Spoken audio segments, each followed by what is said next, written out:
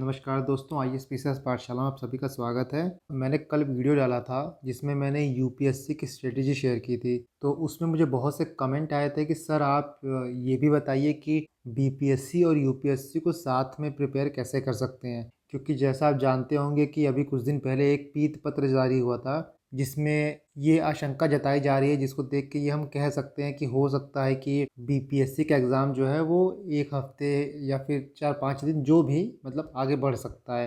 तो इससे ये आप ये देखिए कि आप सिर्फ़ और सिर्फ़ अगर से बीपीएससी पे निर्भर रह के बीपीएससी पे डिपेंडेंट रह के तैयारी कर रहे हैं, तो बीपीएससी का क्या होता है कि जो फाइनल रिज़ल्ट आएगा वो काफ़ी लेट होता है। मतलब आप ये समझ जाइए कि यूपीएससी 2022 का एग्ज़ाम हो जाएगा, उसका रिज़ल्ट आ जाएगा, उसके बाद ही बीपीएससी का रिज़ल्ट आएगा। तो अच्छा ये रहेगा कि जो बच्चे यूपीएससी और बीपीएससी का फॉर्म भरे हैं वो दोनों को बराबर पढ़ाई करें, दोनों को मिला के पढ़ाई करें। और वो बहुत ईज़िली आप कर सकते हैं, मैंने किया है और लोग करते भी हैं। कई लोग ऐसे हैं जो बीपीएससी भी क्वालीफाई करते हैं और यूपीएससी भी क्वालीफाई करते हैं। तो आप ये आराम से कर सकते हैं। अगर से सिर्फ़ और सिर्फ़ एक एग्ज़ाम पे फ़ोकस रखेंगे तो कोई मतलब नहीं होगा 2 एग्ज़ाम का फॉर्म भरने का। 2 एग्ज़ाम का फॉर्म भरने का फ़ायदा ये होता है कि अगर से आपका एक में कुछ गड़बड़ हुआ तो आपको दूसरा सँभाल लेगा। लेकिन अगर से आप 2 एग्ज़ाम का फॉर्म भरे हैं और आपका पूरा फ़ोकस सिर्फ़ और सिर्फ़ एक एग्ज़ाम पे रहेगा, तो फिर कोई मतलब नहीं है ज़्यादा। तो कोशिश करिए कि जितना टाइम बचा है, उसको ऐसे यूटिलाइज़ करिए कि वो आपका बीपीएससी में भी काम दे और वो आपका यूपीएससी में भी काम दे। तो हम इस वीडियो में यही बात करेंगे कि आप किस तरह से अपने टाइम को, किस तरह से अपने रिसोर्सेज़ को यूज़ करिए ताकि आपका दोनों एग्ज़ाम अच्छे से निकल जाए और दोनों एग्ज़ाम में कोई प्रॉब्लम ना आए। तो आगे बढ़ने से पहले मैं बोलता हूँ कि अगर से आपको मेरा वीडियो पसंद आता है तो उसको सब्सक्राइब करिए। इसमें मैं यूपीएससी, यूपीपीसी और बीपीएससी की रणनीति आपसे शेयर करता रहता हूँ। और जो इस वीडियो में नया है वो यहाँ देख सकते हैं, यहाँ मेरे बारे में कुछ जानकारी है। तो आगे बढ़ते हैं। तो अगर आप यहाँ देखें तो आपका यूपीएससी का एग्ज़ाम जो है वो 5 जून को है, ये तो फिक्स है। और बीपीएससी का एग्ज़ाम जो है अभी हम 30 अप्रैल मान के चलते हैं। आप इसमें प्लस 1 हफ्ता प्लस 4 दिन कर सकते हैं, बट अभी 30 अप्रैल मानिए। तो मतलब आपको यूपीएससी के एग्ज़ाम के लिए आपके पास 3 महीना है और बीपीएससी के एग्ज़ाम के लिए आपके पास 2 महीना है। तो आपको स्ट्रेटजी ऐसी बनानी पड़ेगी कि आपका बीपीएससी के एग्ज़ाम तक बीपीएससी कंप्लीट हो जाए और यूपीएससी के एग्ज़ाम तक यूपीएससी का कंप्लीट हो जाए। तो इसके लिए आपको सबसे पहले ये देखना पड़ेगा कि दोनों एग्ज़ाम में जो कॉमन एरिया है वो कौन-कौन से हैं, कहाँ कन्वर्ज करते हैं। तो यहाँ पे आप देख सकते हैं कि जो हिस्ट्री हुई, हिस्ट्री आपका एंशिएंट हो गया, मिडिवल हो गया और यहाँ पे मॉडर्न हो गया। और सेम यहाँ पे जाता है एंशिएंट, मिडिवल और मॉडर्न, ये सेम रहता है यहाँ पे। और दोनों एग्जाम में जो मॉडर्न की वेटेज रहता है वो सबसे ज़्यादा रहता है, चाहे आप यूपीएससी की बात करें या बीपीएससी की बात करें, मॉडर्न का वेटेज सबसे ज़्यादा रहता है। और अगर से आप एंशिएंट और मिडिवल में ल्यूसेंट पढ़ते हैं, ठीक है, एंशिएंट और मिडिवल के ल्यूसेंट पढ़ते हैं, तो ये आपका बीपीएससी में भी काम देगा और ये आपका यूपीएससी में भी काम देगा। इसीलिए जो हिस्ट्री है उसकी स्ट्रेटेजी ऑलमोस्ट सेम है। आप बीपीएससी के लिए भी वही स्पेक्ट्रम के बैक पेजेस और नोट्स पढ़ते हैं और यूपीएससी के लिए भी आप वही पढ़ते हैं। तो हिस्ट्री की स्ट्रेटेजी में कोई डिफरेंस नहीं है। तो ये जो आपका एरिया है ये दोनों सेम है। तो हिस्ट्री आप इसी तरह प्रिपेयर करेंगे दोनों एग्जाम के लिए।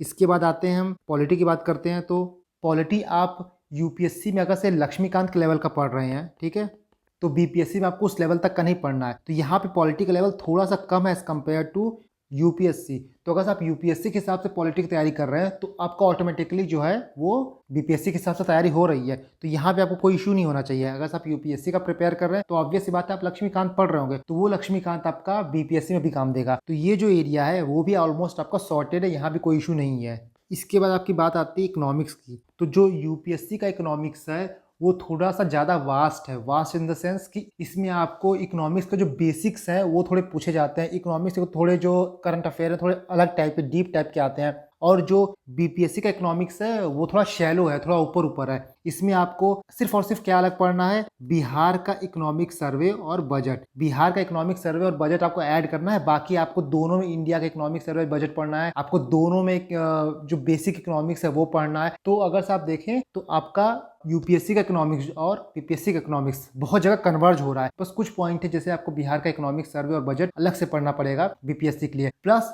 जो इकोनॉमिक्स के करंट अफेयर आते हैं बीपीएससी में वो थोड़े स्टैटिक और फैक्चुअल होते हैं, जैसे कि कितनी जीडीपी हो गई, कितना फिस्कल डेफिसिट बढ़ा दिया, कितना करंट अकाउंट डेफिसिट हो गया, कितना इस पर्टिकुलर स्कीम के लिए अलॉट किया है मनी। तो ये करंट अफेयर वाला पोर्शन हो गया। तो करंट अफेयर वाले पोर्शन में हम उसको डील करेंगे अलग से। लेकिन उसके अलावा अगर आप बेसिक इकोनॉमिक्स देखें तो यहाँ भी आपका ये दोनों सेम है, यहाँ भी आपका ये दोनों कन्वर्ज करेगा, यहाँ भी कोई डिफरेंस नहीं है। तो अगर से अभी तक आप देखें तो आपके ये तीनों एरिया जो है वो सेम है, हिस्ट्री हो गया, पॉलिटी हो गया, इकोनॉमिक्स हो गया। मतलब देखिए तो आपके कम से कम 50 से 60 नंबर के क्वेश्चन अभी तक आपके जो है दोनों एरिया में सेम आ रहे हैं। आप एक का पढ़ेंगे तो ऑटोमेटिकली आप दोनों का पढ़ रहे हैं। अगर आप यूपीएससी का पढ़ेंगे तो आप ऑटोमेटिकली बीपीएससी का भी पढ़ रहे हैं। इवन देखें अगर तो आप यूपीएससी का पढ़ाई कर रहे हैं ना, तो अगर कॉन्सेप्ट ज़्यादा क्लियर हो रहा है, सिर्फ स्टैटिक पोर्शन को लेकर क्लियर नहीं हो रहा है, आपका कंसेप्चुअल लेवल पे चीज़ें क्लियर हो रही हैं। इसके बाद हमारा करंट आता है। तो जो आप देखिए मेजर डिफरेंस आता है बीपीएससी और यूपीएससी के एग्जाम में, वो दो जगह सिर्फ आता है। पहला आपका बीपीएससी में बिहार स्पेसिफिक पूछा जाता है, और दूसरा बीपीएससी का जो करंट होता है वो थोड़ा फैक्चुअल नेचर का होता है, थोड़ा स्टैटिक नेचर का होता है। उसमें पूछ लेंगे कि अर्थ डे कब मनाया जाता है, एड्स डे कब मनाया जाता है, एड्स डे का थीम क्या था, अर्थ डे का थीम क्या था, ओलंपिक में भारत को कितने पदक मिले, कितने स्वर्ण मिले, कितने कांस्य पदक मिले। तो बीपीएससी का जो क्वेश्चन पूछने का नेचर होता है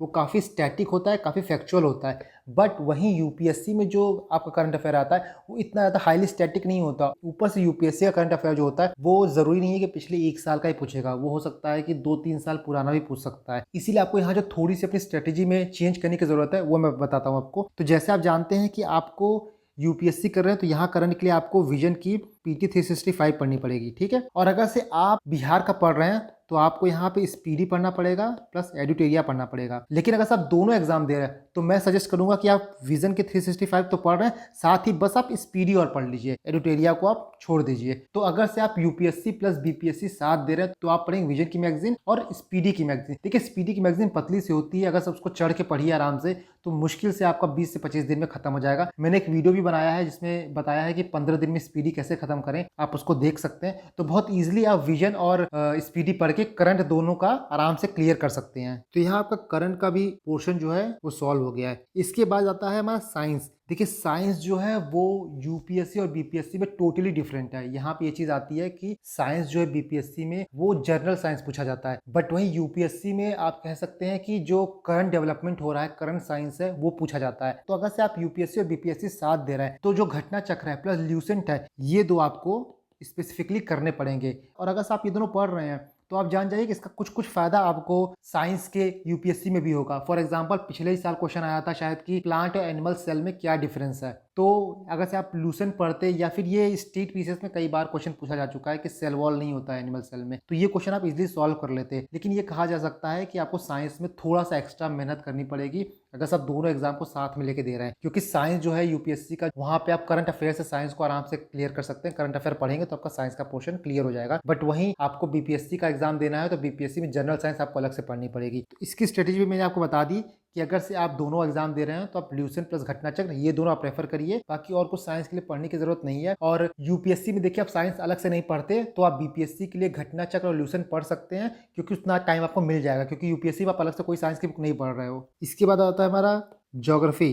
तो ज्योग्राफी देखिए यूपीएससी में पूछे या बीपीएससी में पूछे, बहुत लोग ज्योग्राफी के लिए एनसीईआरटी दोनों के लिए पढ़ते हैं। अगर आप यूपीएससी दे रहे हैं तो आप एनसीईआरटी पढ़ेंगे और उसका फायदा आपको बीपीएससी के एग्जाम में होगा। इसलिए देखा जाए तो बहुत जगह आपका यूपीएससी और बीपीएससी का ज्योग्राफी का पोर्शन जो है वो कन्वर्ज होता है। दोनों में पूछा जाता है कि कौन सा सी जो है कौन से बॉर्डर को टच करता है, दोनों में पूछा जाता है कि कौन से रिवर कहाँ से निकलता है, दोनों में पूछा जाता है नेशनल पार्क और वाइल्ड लाइफ सेंचुरी। तो ज्योग्राफी का पोर्शन देखिए तो दोनों में मोटा मोटा सेम है, तो इसीलिए ज्यादा यहाँ पे चेंजेस नहीं होंगे। बट ज्योग्राफी के लिए आपको ल्यूसेंट जो है वो एक्स्ट्रा पढ़नी पड़ेगी बीपीएससी के लिए। बाकी दोनों की तैयारी जो रहेगी सेम रहेगी। आप एनसीईआरटी रेफर करिए, आप ल्यूसेंट रेफर करिए, आपका इजीली दोनों का सेक्शन कवर हो जाएगा, कोई इशू नहीं आएगा इसमें। तो यहाँ हमने ज्योग्राफी का डाउट भी क्लियर कर दिया है। इसके बाद जो 7वां है वो देखिए यूपीएससी में बात करें तो एनवायरनमेंट एक टॉपिक आ जाता है, और वहीं बीपीएससी में बात करें तो बिहार स्पेशल आ जाता है। क्योंकि एनवायरनमेंट जो है वो यूपीएससी का एक मेजर चंक ऑक्युपाई करता है, और वहीं बिहार स्पेशल जो है वो बीपीएससी का एक मेजर चंक ऑक्युपाई करता है। तो यहाँ आपको थोड़ा सा बैलेंस मेंटेन करने की जरूरत है। अगर से आप बीपीएससी यूपीएससी दोनों साथ में दे रहे हैं तो आप क्या करिए, बिहार स्पेशल पे ध्यान दीजिए। बिहार स्पेशल को आप पहले पढ़िए और 30 अप्रैल के बाद आप एनवायरनमेंट पढ़िएगा, ठीक है। क्योंकि एनवायरनमेंट जो है वो बीपीएससी में बहुत नहीं पूछा जाता है। तो आप क्या कर सकते हैं, 30 अप्रैल तक आप बिहार स्पेशल को पढ़ते रहिए आराम से। उसके बाद 30 अप्रैल के बाद आप एनवायरनमेंट को पढ़िए, ताकि आपका बिहार स्पेशल भी हो जाए और एनवायरनमेंट भी हो जाए। अगर आप पहले एनवायरनमेंट पढ़ लेंगे तो हो सकता है आप बिहार स्पेशल को टाइम ना दे पाए। इसलिए आप टाइम को ऐसे मैनेज करिए। टाइम को मैनेज करने का मेरा मतलब ये है कि आप 30 अप्रैल तक वो सब्जेक्ट पढ़िए जो दोनों का कंबाइन है। इससे ये होगा कि आपका बीपीएससी बहुत अच्छा जाएगा। अगर आप उन सब्जेक्ट पे फोकस करेंगे जो कि यूपीएससी में बहुत पूछा जाता है और बीपीएससी में कम पूछा जाता है, तो वहां पे आपका फोकस नहीं हो पाएगा और बीपीएससी एग्जाम आपका खराब हो सकता है। इसीलिए 30 अप्रैल तक आप उन सब्जेक्ट पे फोकस करेंगे जो कि दोनों में पूछा जाता है और दोनों एक ही सोर्स से कंप्लीट हो जाता है। फॉर एग्जाम्पल, आप हिस्ट्री पे फोकस करेंगे, आप पॉलिटी पे फोकस करेंगे, आप इकोनॉमी पे फोकस करेंगे, आप ज्योग्राफी पे फोकस करेंगे, आप सीसेट पे फोकस करेंगे। क्योंकि सीसेट जो है आपका बीपीएससी में 10 क्वेश्चन आता है जो कि बहुत इंपॉर्टेंट होता है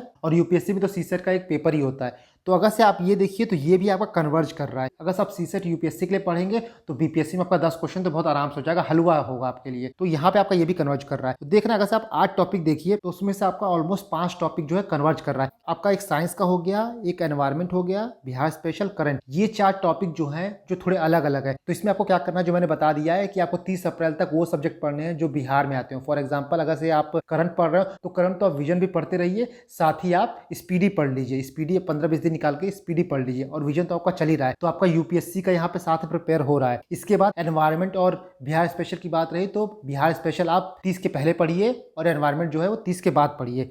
साइंस की बात रही तो साइंस में ल्यूसेंट और घटना चक्र आप 30 से पहले पढ़ेंगे और 30 के बाद जो है वो साइंस का करंट पढ़ेंगे। और करंट तो आप टीटी 365 में पढ़ ही रहे हैं, तो साइंस में तो लोड नहीं आएगा। जो बेसिक रहेगा वो बिहार स्पेशल और एनवायरमेंट का रहेगा। उसका मैंने आपको सॉल्यूशन बता दिया है कि उसको कैसे पढ़ना है।